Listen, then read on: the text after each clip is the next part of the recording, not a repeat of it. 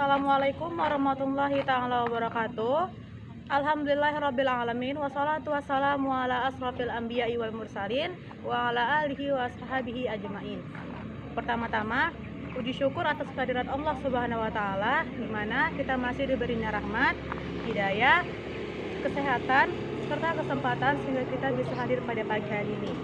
Salat serta salam tak lupa pula kita hadiahkan kepada junjungan kita Nabi besar Muhammad SAW, yang dimana beliau telah membawa kita dari zaman kegelapan hingga zaman yang penuh cahaya dan iman. Yang kedua, izinkan saya pantun terlebih dahulu agar sempat kategori dibuat pepes enak rasanya. Izinkan saya memperkenalkan diri. Saya Anggina Zahra Salsabila, mahasiswi dari Fakultas Kesehatan Masyarakat dari Universitas Islam Negeri Sumatera Utara. Nah, di sini saya akan membawakan materi tentang bahasa baku. Kira-kira teman-teman ada yang tahu nggak apa itu bahasa baku? Jadi bahasa baku itu intinya ialah bahasa yang dipakai sesuai aturan resmi dan sudah disepakati, seperti aturan ejaan, tata bahasa, dan pilihan kata. Menurut ahli bahasa yaitu Einar Haugen, bahasa baku itu ialah versi yang paling benarnya dari sebuah logat atau dialek. Nah, jadi dalam bahasa Indonesia, kebakuan itu berlaku untuk kata-kata, ungkapan, kalimat, serta paragraf agar rapi dan jelas.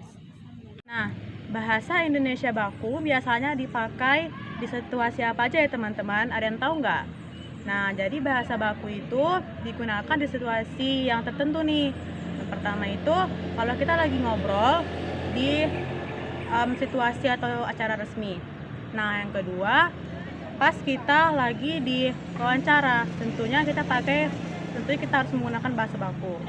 Yang ketiga, waktu kita ngomong di depan orang banyak seperti pidato.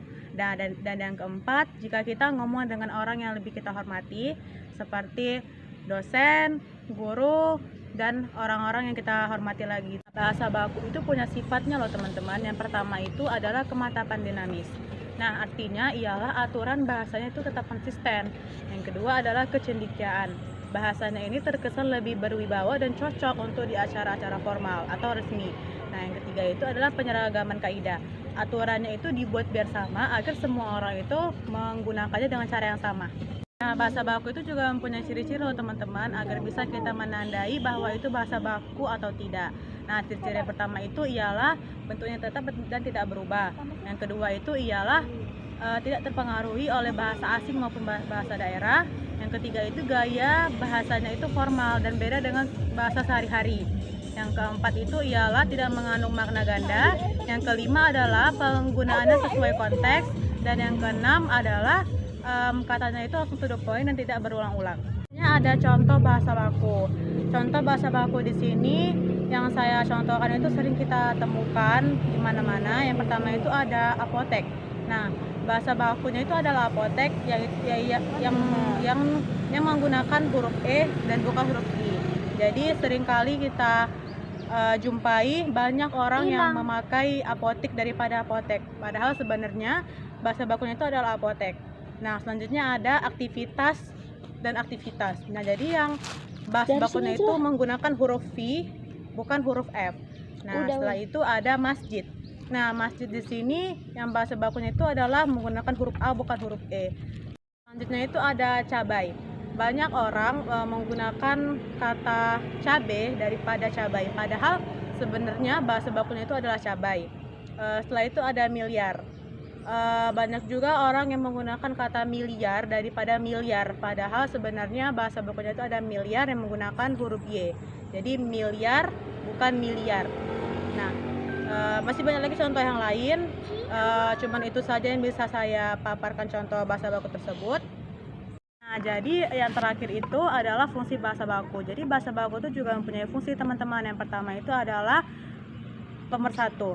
Nah, jadi pemersatu itu maksudnya ialah bahasa baku itu bikin orang dari berbagai daerah itu bisa saling paham karena mempunyai aturan yang sama. Yang kedua adalah pemberi khasan. Jadi maksudnya itu bahasa baku membuat identitas dan identitas ciri khas bangsa Indonesia di antara bahasa yang lain. Nah, yang ketiga itu adalah pembawa kewibawaan. Bahasa baku itu bisa bikin komunikasi kita menjadi lebih formal dan lebih dihormati seperti situasi resmi. Nah, yang keempat itu adalah kerangka acuan. Jadi, patokan untuk nulis dan berbicara itu sudah benar. Demikian pemaparan materi yang bisa saya sampaikan tentang bahasa baku. Lebih kurang saya mohon maaf. Wabillahi taufiq wal hidayah. Wassalamualaikum warahmatullahi wabarakatuh.